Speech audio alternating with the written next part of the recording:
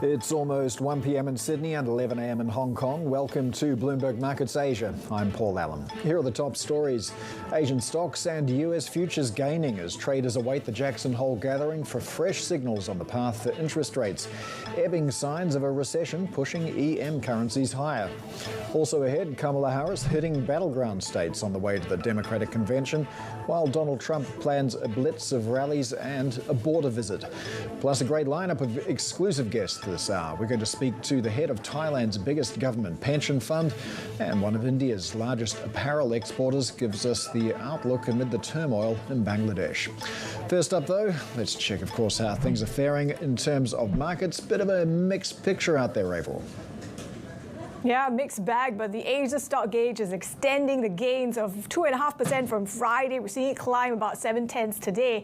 And all this coming against the backdrop of those recession fears easing. Now, of course, we also have Japanese stocks today into the lunch break with some of those declines, but they have been fluctuating a bit more cautious as the Japanese currency rebounds. Certainly this week, we'll be watching out for what we get from Ueda, who is set to face Parliament. That's going to be on Friday, on the same day where we're going to get Japan inflation numbers. In terms of central banks in the region, it's also some decisions that are due from Indonesia, Korea, as well as Thailand this week. But the big one is what Powell says at Jackson Hole. We also have Kamala Harris at the DNC. That kicks off Monday in Chicago, Paul. And let's bring in our MLife strategist, Mark Cranfield now. Mark, wanted to get your thoughts first and foremost. When we look at Powell and how he could put this rate cut on the cards, what about the path forward, the next couple of meetings? What is he likely to outline at Jackson Hole? That's the needle he needs to thread. He needs to be able to convince traders that he's going to give them the rate cut they're expecting in September, and yet somehow persuade them that there's not going to be a series of inevitable cuts following after that. He won't want to box the Federal Reserve into a situation where they have to deliver multiple rate cuts, even though that's what the market is pretty much expecting rate cuts through to the middle of next year. Now, probably getting ahead of themselves. Somehow he has to gently roll that back so that he doesn't cause a huge disruption in financial markets, and yet gets away with telling the markets, yes, you can have part of what you want, but you can't have everything yet. Now, if he can choose the right words, and he's pretty good at doing this, he can get away with it by Friday. There won't be too much disruption in financial markets, and we'll continue to have a reasonable week next week, and we can all look forward to an Nvidia at the end of the week.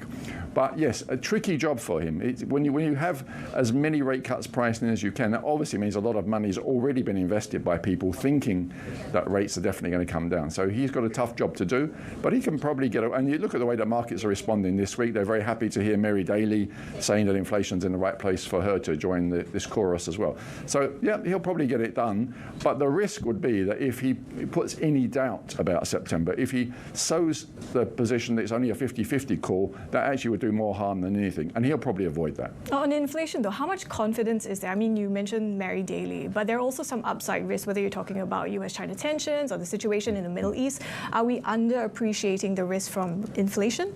We can never say there's no risk of inflation, but if you look at the things around that suggest that it's no immediate threat. Look at oil prices, for example. They've actually started to come back down again. So they're not taking the geopolitics too seriously at the moment, and that's obviously a good thing from an inflationary point of view as well. The numbers coming out of China risk becoming deflationary, so that needs to be priced into markets as well. The Fed were caught out in the first quarter. They were getting ready to think that interest rates were coming down straight away. Then we had a couple of bad CPI prints from their point of view, and things changed. Since then, it's been a nice steady path.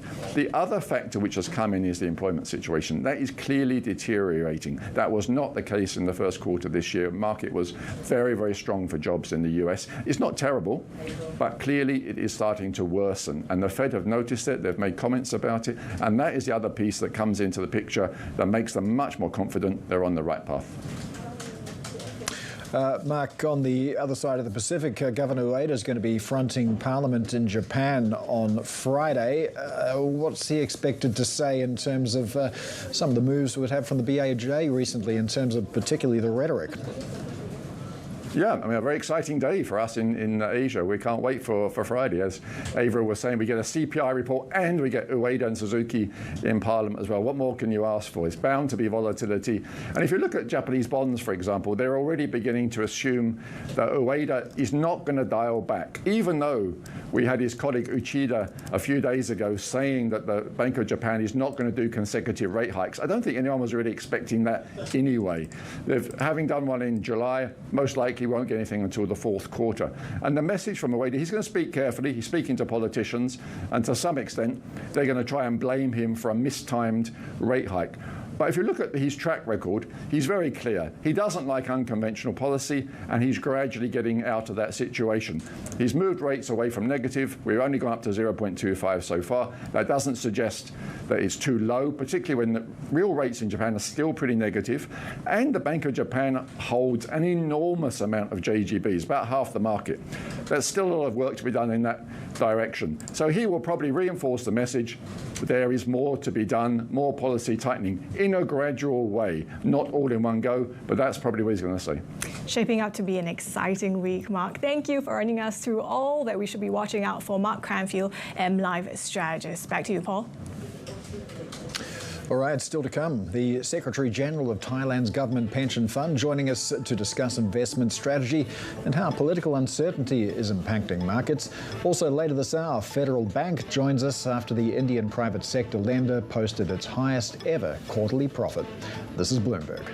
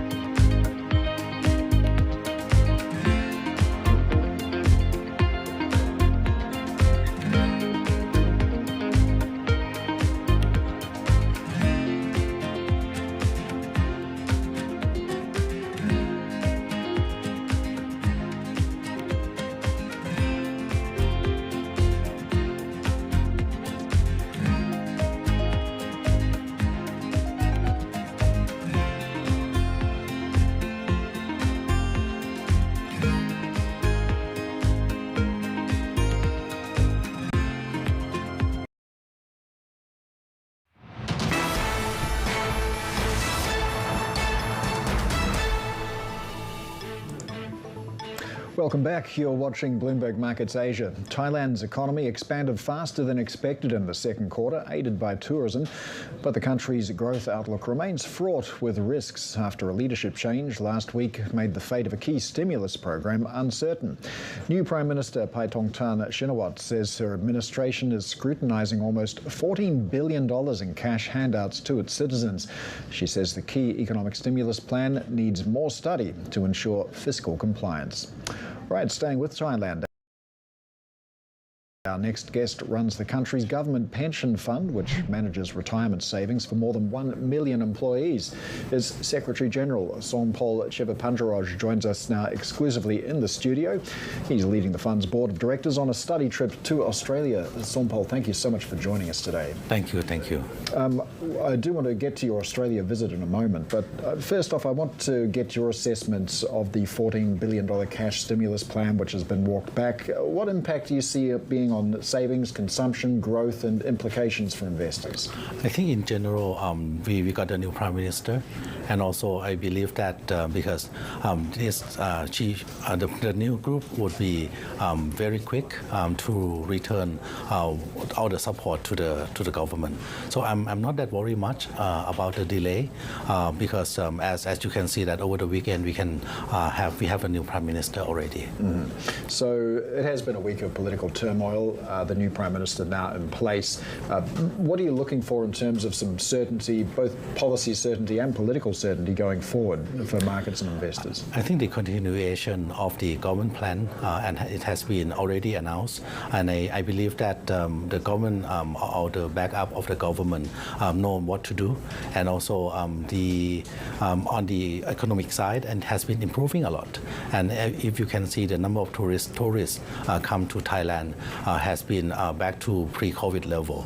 And I believe that that is a good momentum. And on the export and on the currencies itself, it's all in a good direction. What about, I mean, you alluded to this earlier, some of the government plans will continue, but the lingering concerns about potentially looser fiscal policies if we do still see this controversial digital wallet plan going ahead in Thailand, do you think, that raises further concerns about fiscal discipline in the country? I think it's too early to tell. Basically, as of now, we have a new prime minister, and I believe that she would do all the best to ensure that the plan has still there, and all the business sector and everyone in Thailand are hoping in the same direction. So I would rather say it's a bit too early to tell that if there is anything would be delayed or not. Okay, can you share with us a bit more about some of the markets you're interested in? Obviously, you're in Australia as part of a study trip, but where else do you see opportunities outside of the Thai stock market? Okay. Basically, as you know, that we have members over 1.2 million, and also we manage almost 40 billion US dollar funds. We invest 60% overseas and 40% domestically, and then also we have invested in more than 12 asset classes. I think Australia is one of the interesting market that we exploring, and also Thailand has been increased number of the old aging society. We are one of the fastest growing aging population in ASEAN, and we believe that that would help solving the social problem in the future as well. So, yeah. Oh, sorry. No, I was just going to say it's great to have you here in Australia.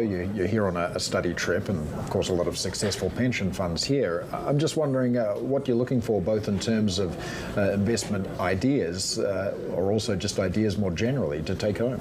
Yeah, actually, it's not only to take home, but I think we do invest overseas too.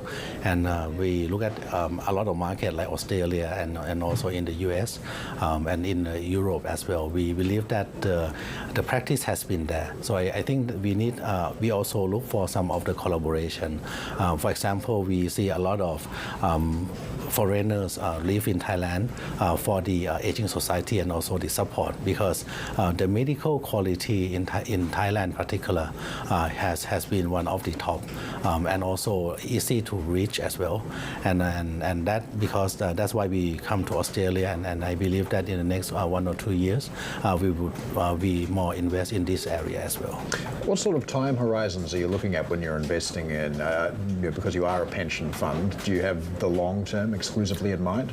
Yeah, because for example we benchmark our return because we are the DeFi contribution scheme. Basically our member would put in monthly basis to us, and also we have multiple options for them to invest. So we look at the 10 years at least of the CPI plus 2 as the time horizon. So the benchmark is 10 years, the CPI average plus 2%. And also for invest like the project like this, it would be about 10 years too. What about asset allocation, Songpol? What else can you share with us in terms of when you're looking at some of these alternative asset classes, when you're looking at commodities and gold as well? How is that shifting? Basically, right now we are in the process of reviewing our strategic asset allocation. However, in the past we are 60% safety asset and 40% risky asset. However, the alternative investment would account for about 20% of our portfolio, and we believe that there is a chance to increase in this area. And also, the nature of risk has been changed in the past 10 to 20 years. When we look at some of the assets, it may be less risky than the past. So basically, the redefinition of the risky versus safety asset is around what we are in the process of reviewing now. The chance of invest overseas to maintain at 60% still there, and we believe that there would be more opportunity to do the co-invest, co-project back in Thailand as well, because as I mentioned earlier, Thailand is one of the good destination for the health related industry. and we have a lot of good medical school, and we look for someone that would be interested in co-invest with us back in Thailand too, or in ASEAN. For gold as part of the safer assets, so how much further upside do you see? Because a lot of it, the run-up, the hitting of the fresh record highs is on the anticipation of Fed rate cuts. Where do we go, once the Fed starts cutting? I think gold is particularly, in the past, a lot of people mentioned that gold is not classified as the safety asset. However, when we look at the tail risk, whenever things happen, gold has been well used to hedge the tail risk. For us as well, there are a number of risks toward the end of the year, as we all know. The political uncertainties around the U.S. presidential election, the war in the Middle East, and so on. So we increased the share in investment in gold since the end of last year and toward this year. And we don't have the target for gold, but we believe that gold would be one of the good asset to hedge the tail risk. Yes, when we spoke to you last in June, you were bullish on gold, but also other commodities. What are some of the other commodities that you're still bullish on? Yeah, normally gold, oil, copper, silver, I think all those would play quite the same direction. Just in terms of key risks, I mean, you mentioned the U.S. election as well. We talk a lot about the risk of a recession versus soft landing in the United States. We also talk a lot about the Chinese consumer. What are the risks you identify around those two major markets? I think in general, the U.S. elections do there. We believe that the soft landing is still something that we have the high potential for the soft landing. The Chinese, I believe the Chinese would, at the end, they would recover. And also there are a number of action that the government has been action and trying to achieve on.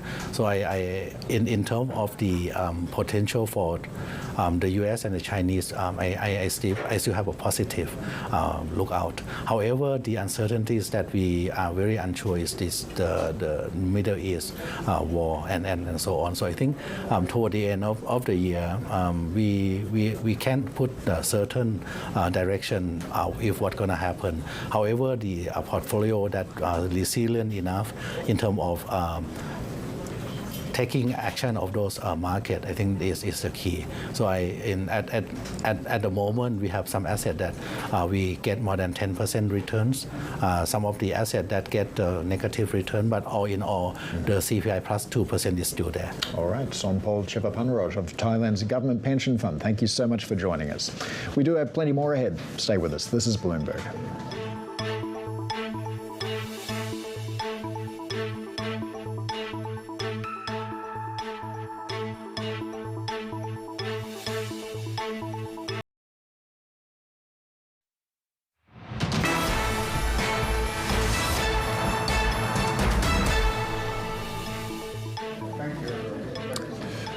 All right, let's talk about Indonesia. President Joko Widodo, going out on a high note. He's reshuffled the cabinet, even though he's only got a few weeks left in the job. So we've got a new Minister of Energy and Mineral Resources, Bahlil Lahadalia. He's going to be replaced as the Investment Minister as well.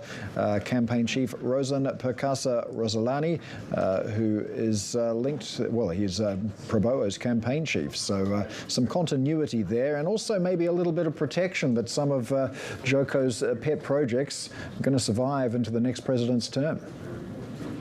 Absolutely. I mean, Paul, as you know, under Jokowi, the previous energy minister actually banned some export of certain commodities. This was seen as a way that potentially boosted production of facilities in Indonesia. And I think this is one of the things that they want to carry through into the next administration as well. And it's worth noting that this cabinet reshuffle is coming as the fourth one in about a year. So it really tells you how Jokowi wants to extend his influence even as he is on his way out in October, Paul. Well, let's talk about politics in the U.S. now. Our Vice President Kamala Harris looking to seize momentum this week. It is, of course, the Democratic National Convention in Chicago. As President, I will be laser focused on creating opportunities for the middle class that advance their economic security, stability, and dignity. Together, we will build what I call an opportunity economy. All right, for more, let's bring in Bloomberg's Vonnie Quinn in Washington. So, Vonnie, what will Harris and the Democrats be aiming to do on the big convention stage this week? Well, they have a week of programming, Paul, so the idea would be to basically introduce Kamala Harris to the nation at large and continue to build on this momentum that's really just been gaining steam for the last month since Joe Biden stepped off the ticket. So Kamala Harris will be wanting to continue campaign fundraising after this. And traditionally, we do see Democrats getting a bump after the DNC, about 2.1 percentage points, typically, at least since the year 2000. Now, the interesting thing is the direction has been positive for the Democrats. Kamala Harris has closed the deficit in the polling that Biden had opened up versus Donald Trump. Right now, most if not all polls show basically that Kamala Harris and Donald Trump are pretty head-to-head when it comes to the November election for registered voters and in a head-to-head matchup. Democrats will want to see that continuing, and they'll want to keep this joyfulness in the campaign going that we've seen so far. It hasn't got ugly on the Democratic side too much, and to that end, we have a stellar list of Democrat speakers. From Monday night, we have President Biden speaking. Tuesday, Barack and Michelle Obama will be speaking. Wednesday, then you get Bill Clinton, and it all builds up, of course, to Kamala Harris formally accepting the nomination, of course, Thursday night. What about on the other side? Trump has announced a blitz of rallies. What are we expecting from him? Counter-programming for sure, Avril. He's going to want to try to take the spotlight for himself, as he typically does, and as any candidate probably would. But he has, as you say, a blitz of events, from news conferences to interviews to rallies across swing states like Pennsylvania, for example, where Kamala Harris on Sunday spent several hours. Also then North Carolina, Michigan Tuesday. The big one, though, is Thursday. He's going to be going to the U.S.-Mexico border in Arizona. Obviously, that's a flashpoint for his supporters. It's also an area where Harris is perceived to be weak. So you know that while she's on stage in Chicago, he is going to be trying to take some of the spotlight away with that rally in that swing state, Arizona. Remember, Mark Kelly had been one of the potential vice presidential picks. He was from that state, and it is definitely an area of weakness. Other areas to watch out for, too, though, are the protesters, because they're gathering in their thousands in Chicago. Pro-Palestinian protesters are definitely going to be present in Chicago throughout the week. There's a march organized. Organizers say it's going to be very peaceful. And then there are protests outside the Israeli consulate as well planned. All right, Bloomberg's Vonnie Quinn there in Washington. Now, for more global political stories that we're tracking, Israel and Hamas are blaming each other for impeding a ceasefire and hostage deal. Prime Minister Benjamin Netanyahu has told his cabinet there are some things Israel can't be flexible on. And Hamas released a statement detailing what it says are new Israeli demands that would prevent a deal. The standoff comes with U.S. Secretary of State Antony Blinken in Tel Aviv to press for an agreement. The International Atomic Energy Agency is warning that safety at a Russian-occupied nuclear power plant in southern Ukraine is worsening. That's after a drone strike hit the Zaporizhzhia plant over the weekend. The IAEA warns it's seeing an escalation of nuclear safety and security dangers in the area as Ukraine continues its incursion into Russia. Indian medics have rallied in New Delhi to protest the alleged rape and murder of a trainee doctor in the eastern city of Kolkata. A 24-hour strike aimed to highlight alleged police mishandling of the investigation and push for safer working conditions for female healthcare workers. Prime Minister Narendra Modi last week also called for stronger punishment for sexual crimes. We have plenty more ahead. This is Bloomberg.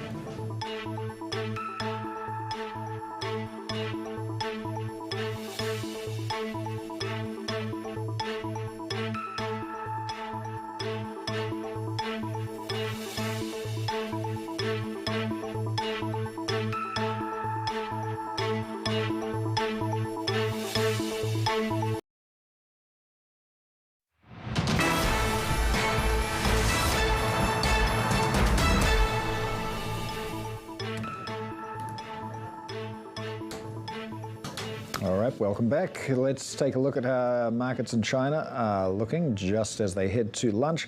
Not a bad day, really. Got the CSI 300 better by 0.4%. The Shanghai Composite better by about 0.5%. We are waiting on Chinese banks to set their loan prime rates later on this week. We're not really expecting any change there to either the 1 or the 5-year rate. Another interesting development today, though. China's going to no longer report daily foreign inflows and outflows. So minor curiosity there. Let's take a look at how Chinese electric vehicle makers or stocks linked to Chinese automakers are doing. They're rising after authorities released implementation deals of an old car trade-in policy, and that is expected to boost demand for new vehicles. So central and local governments are going to provide funding for a subsidy program. Overall principle is going to be a 9-to-1 ratio. Previously, that ratio was 6-to-4. So a bit of a tweak there to plans to support demand for new vehicles by offering attractive trade-ins for older cars. All right, let's take a look at markets in Japan now. India as well. Avril's keeping an eye on things. Avril. Yeah, Paul, we're keeping an eye on the Japanese currency. I mean, what a ride we've seen in the past couple of weeks. At one point, remember, it was hovering near 160, and then we got a hawkish rate hike from the BOJ, which sent things towards the 140 level. And this is where we are now amid those expectations of Fed easing and that the BOJ might not be hiking as much as some in the markets had previously been anticipating. Indeed, the dollar is softer across the board, and that is also not just helping the Japanese currency, but take a look at where it's leaving the rupee. We saw it not long ago hitting some of those fresh record lows against the greenback, but it's still hovering around the 83.90 level. A bit of a reprieve. Of course, we're watching very closely out for what we get from Jackson Hole. In the meantime, in terms of stock futures, a bit of positive showing potentially when markets start trading. But of course, some of the things that we've been watching out for include the earnings out of India that have pretty much been quite lackluster of late. So we'll keep an eye on those markets when they open. Paul. Thanks, Avril. The UN Human Rights Office says more than 600 people were killed during a weeks-long violence in Bangladesh that saw the ouster of Prime Minister Sheikh Hasina. Indian textile makers may stand to gain from the turmoil in Bangladesh that threatens to disrupt supply chains.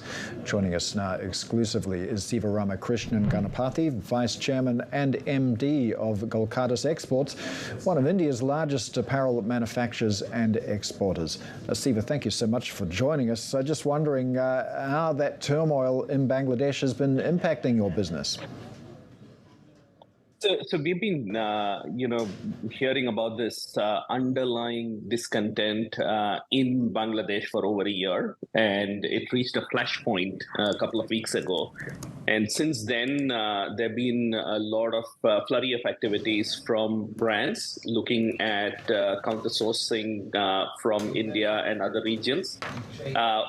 There was a move away from Bangladesh, albeit at a much slower pace earlier, because commercially Bangladesh was a lot more attractive to most brands to source from. But I guess after this incident, there will be a little more rebalancing. If you look at the Bangladeshi factories, almost all of them have been up and running since then, and they're producing. But having said all of that, the risk perception of the country has gone up many folds, and people are now looking at alternate sourcing, de-risking themselves. Many brands are saying we have too many eggs in the Bangladeshi basket, and we would like to, rebalance it a bit. So all of that would mean that people would tend to source a bit more from India, maybe a lot more. That time will tell. Would you be able to share a bit more about the big global brands that have been affected or might go on to be affected? Almost all the brands. So we work with all the big American and European brands. What's surprising is European brands, they get a duty-free access from Bangladesh, which they don't from India. So some of these brands also have, come back to us and saying that, would you help us source some incremental out of India, which is a 12% hit that they would be taking. So it clearly indicates that, brands, even the European brands, which tend to gain by sourcing from Bangladesh, are also looking at de-risking. And when I talk of brands, I'm talking of all the big brands. Okay, Siva, what about your own plans in Bangladesh? Please correct me if I'm wrong, but I think there were some plans to build manufacturing capabilities in Bangladesh. Do you see the continued adding of capacity there then? So we were working on on a subcontract model in Bangladesh for a little while. We wanted to set up our own factory there, and we've been watching the economy from a distance, and we were not very sure of making that investment. So we stopped shy of calling in that investment. So we did not invest in a factory there, looking at how things were developing over the last 1 year. Now we have put that on hold after the current situation. We'll wait and watch and see how it unfolds. We see a lot more opportunity for us out of India now that maybe we will only engage with Bangladesh with third-party factories there. Inflation's also been at a 12 or maybe 13-year high in Bangladesh, depending on which numbers you read. To what degree have you been forced to pass on price increases to buyers, and how have you been controlling costs? So inflation has been a challenge, and particularly working out of India, where the Indian rupee has been stubbornly staying put with US dollar for last 1.5 to 2 years. Our cost inflation has not been offset by rupee depreciation. Whereas in Bangladesh, I see that the currency has depreciated quite a bit. So Bangladesh has some degree of inflation mitigation due to currency depreciation, but we don't. We have been managing it by becoming even more efficient, doing a lot more automation, et cetera, which offsets our cost inflation. The good news is that, cotton prices have slightly eased, so raw material prices are looking better now. So that also helps, I guess, in combating inflation. We don't know how the Bangladeshi currency will perform going forward. As of now, we don't have an exposure to that country for now. And as far as India is concerned, we are reasonably combating it by efficiency improvements. Siva, just want to broaden out the conversation to some of the opportunities that you see for the company. Recently acquiring a firm that has a large presence in the US and Europe. How do you see that helping to build and expand the global footprint? So we acquired a company which has got manufacturing operations in Africa, Kenya and Ethiopia, 4 factories in Kenya. And Kenya goes duty-free into Europe and US, thanks to AGOA. So we see a lot of opportunity there. It's low cost. It goes duty-free, so it can compete with Bangladesh very well. And we are seeing a fair amount of traction building up for sourcing from that region as well. And these are very well-run factories, so we are in a good position from that perspective. We also acquired a large knits manufacturing company based out of North India, and they do a lot of embellished knit business for premium customers, and that also has expanded our product portfolio. So all of these acquisitions are under various stages of integration. We believe that we would have all of these integrated by the end of our financial year, which ends March 2025. And I think, so far, all of them are progressing very well. We're also seeing fair amount of traction in all of our business units, product types, etc., across the globe. So whether it's Africa, India, South India, North India, we have a fair amount of business traction going for us. Well, there's a caretaker government in Bangladesh at the moment. Fresh elections on the way, presumably a fresh government as well. What are you hoping for in terms of some political and policy certainty to make life easier for you? So I think we like everyone, we would like a stability in manufacturing countries. So I'm hoping that these things will settle down. Apparel manufacturing is a big part of Bangladeshi economy and will remain so for the foreseeable future. So it's in their interest, in the country's interest, to make sure that apparel industry is well protected and supported. Having said all of this, these things do take time. We all understand that. It will take probably a year before we could call it in that, things have all settled down.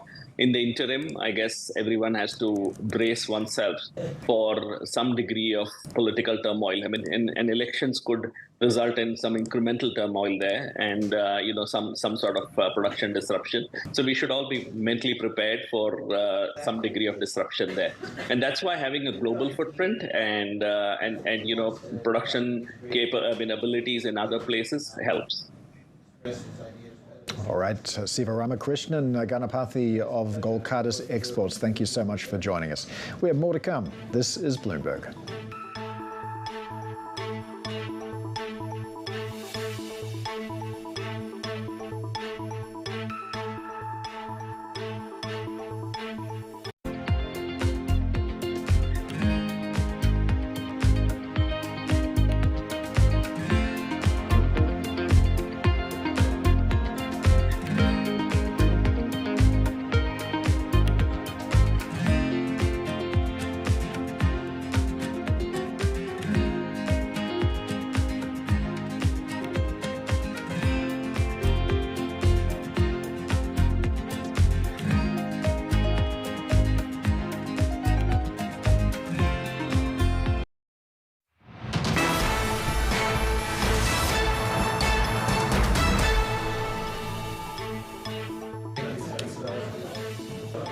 Welcome back to Bloomberg Markets Asia. Here is a look at Indian markets just ahead of the pre-open.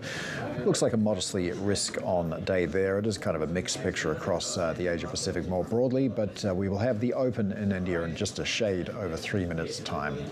Meantime, investor sentiment for Indian private sector lender Federal Bank has been strong after it recently posted its highest ever quarterly profit.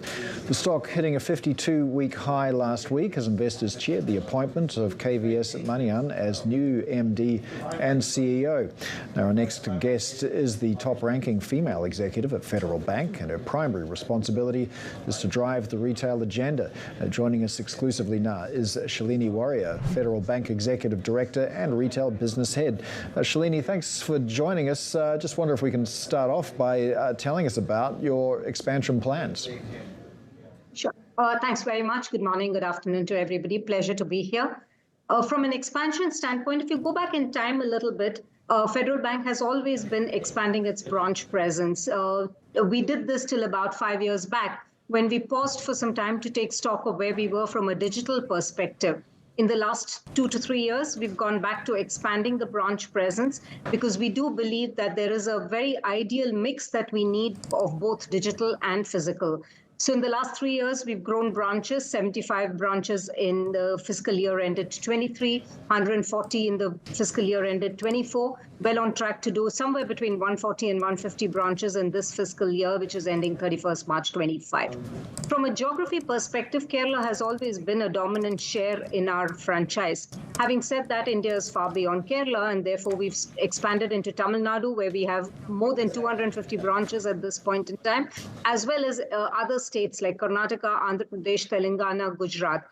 Our objective has been to go into those places where industry is flourishing, particularly around what we call the Made in India ethos and philosophy of small and medium enterprises. So you will see us in catchment areas that are very popular with small and medium enterprises, where we do believe we have a very strong proposition to lend as well as take deposits from customers. So in summary, physical distribution expansion is a very key element of the bank's strategy.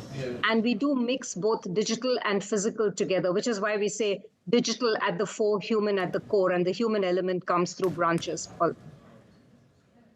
Yeah, I'm glad you raised that, Shalini, because this past earnings season, something that we've seen is how deposits continue to be sluggish at some other lenders, but at Federal Bank, I think it's held up pretty well. What are some of the other strategies that you're going to deploy to kind of drive that continuously?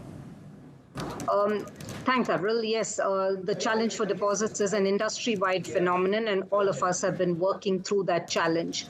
Partly driven by the fact that I think customer preferences are changing. There are other alternative investment opportunities that are available.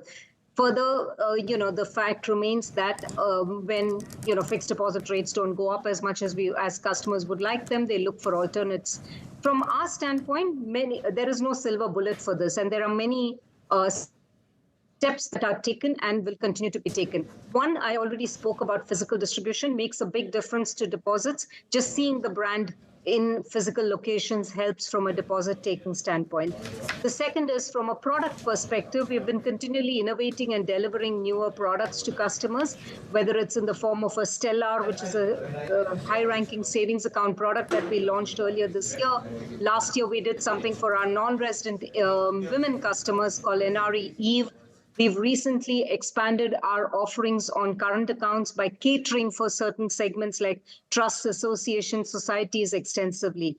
So there is a lot of stuff on the product side, and you'll see a lot more coming in. Digital, which I alluded to in the earlier question, is an integral part of what customers seek from us. And we've innovated continuously on our mobile banking, internet banking to give customers the convenience of being able to deal with us on a more digital platform. Easing the whole account opening process is another integral part. So if you look at it, we've got online account opening propositions, we've got video KYC, and many other ways to do it. We've also been expanding our reach to customers through our partnerships. We have partnerships with fintechs that enable us to kind of, get customers into the fold that may not normally get attracted to Federal Bank, the salaried millennial, those who are looking for literally mobile banking on the go, etc. So that profile is coming through our partners. So it's a combination of product, process, distribution, and many other things that are coming together, which has helped us, as you see in the last quarter. We were able to keep pace with credit growth through our deposit growth. The challenge remains. Having said that, we remain confident because we do believe we've laid the right foundation to grow granular retail deposits, Avril. All right, so you're growing retail deposits. How about any plans for fundraising? What are you looking at in that space? At this point in time, Paul, we do believe we're sufficiently well capitalized. If you look at some of our ratios, etc., you will see that we are. We did raise capital last year between July and August through a preferential allotment and through a book building exercise through secondary issuances.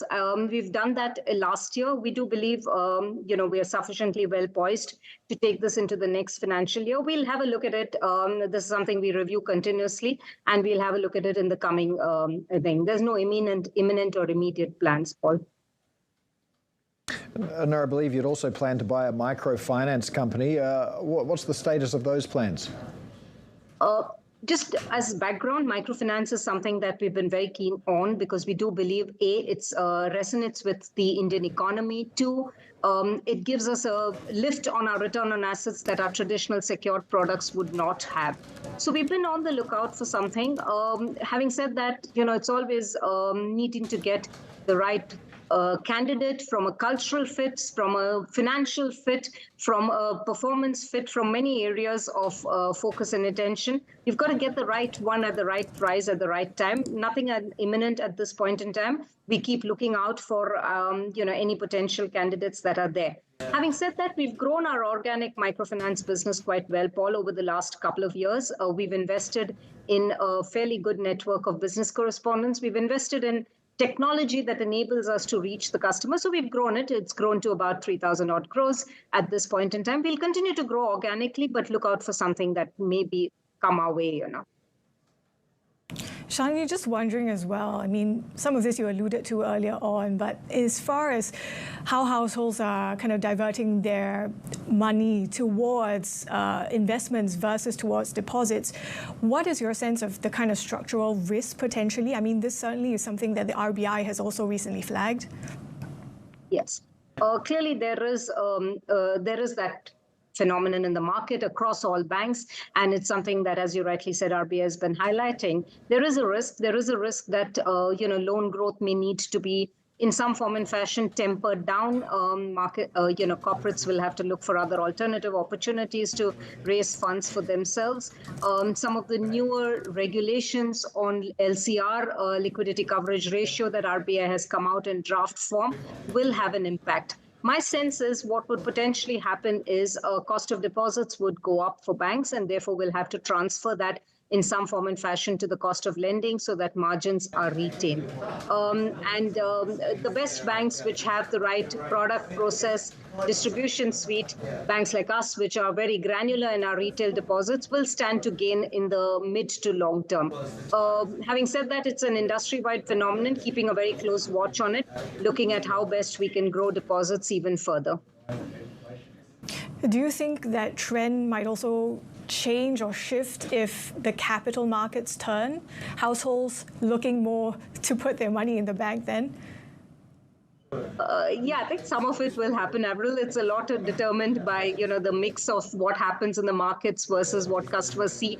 Also, how much can you narrow the margin between a savings bank interest rate and a term deposit interest rate? Because when the margin between the two is low, let's assume term deposit interest rates come down.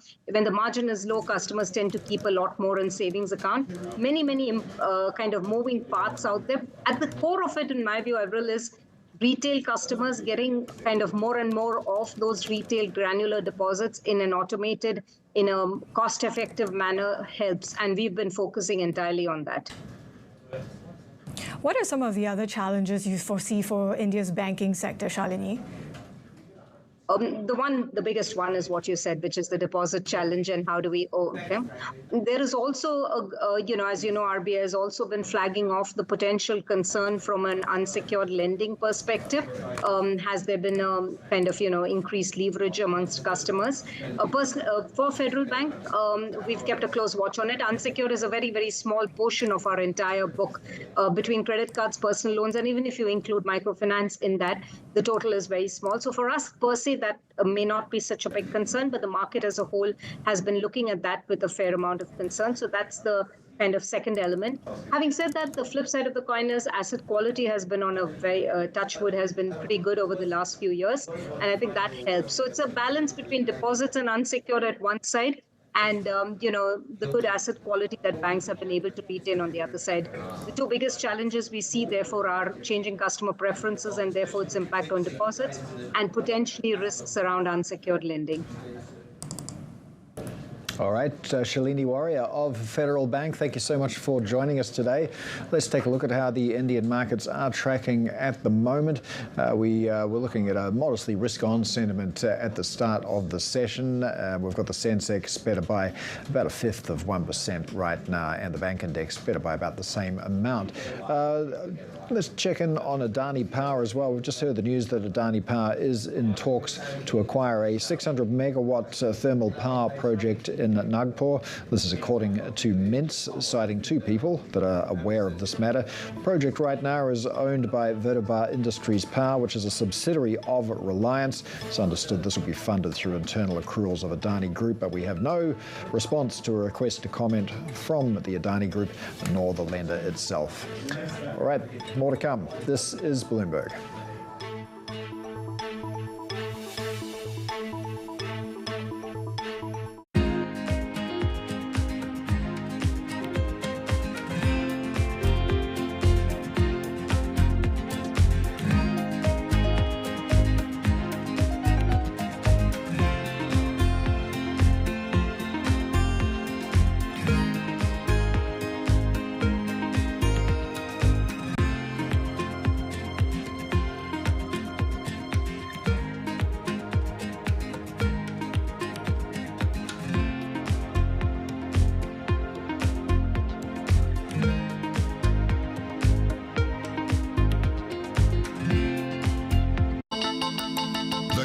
Is on. Everything you need to get the edge at the end of the market day. Big tech earnings kick off later this afternoon. Gilead is coming out right now. We have take two numbers. Back to the markets, right? Our bread and butter. NVIDIA is one of the best stories in the tech space. That actually matters a whole lot more. It might shock some of your viewers. You're watching The Close.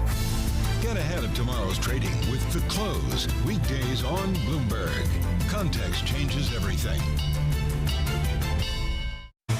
Bloomberg Surveillance covers the latest in global markets and the political events that influence your world. Join Jonathan Farrell, Lisa Abramowitz, and Anne-Marie Hordern only on Bloomberg. Context changes everything.